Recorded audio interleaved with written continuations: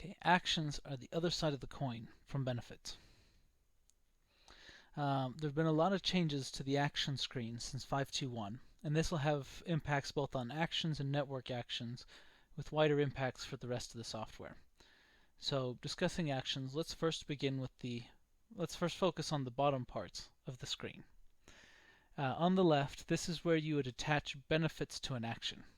You can attach multiple benefits to an action, as you can see here, and benefits can be attached to multiple actions.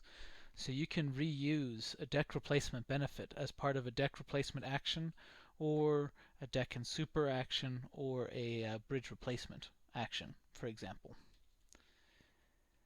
The costs over on the right, your first option, you have the ability to override the costs of a per element basis with the cost per square foot of deck.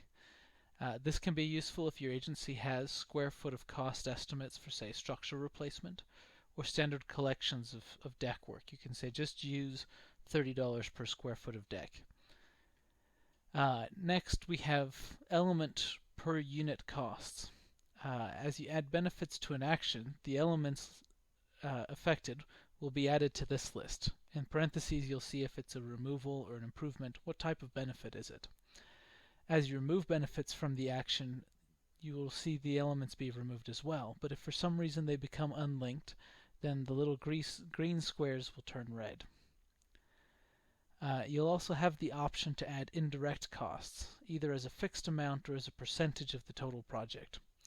For risks or field changes, this is probably the best option to reflect those costs.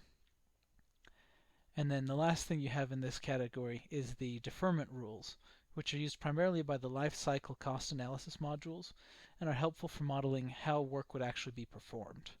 An action can have deferment effects on many other actions. So for example, replacing the bridge may defer preservation work for 2 to 3 years, rehab work for at least 10 years, and replacement wouldn't even be considered for the next 20, as an example. This is how you would model it here. Up at the top, you have the option to define a minimum cost for that action, which will keep the optimizer from recommending that work until the cost reaches a minimum threshold.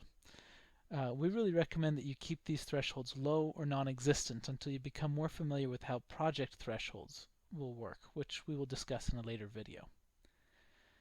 And then to help keep your many actions straight, for example, this page has 10 pages of actions.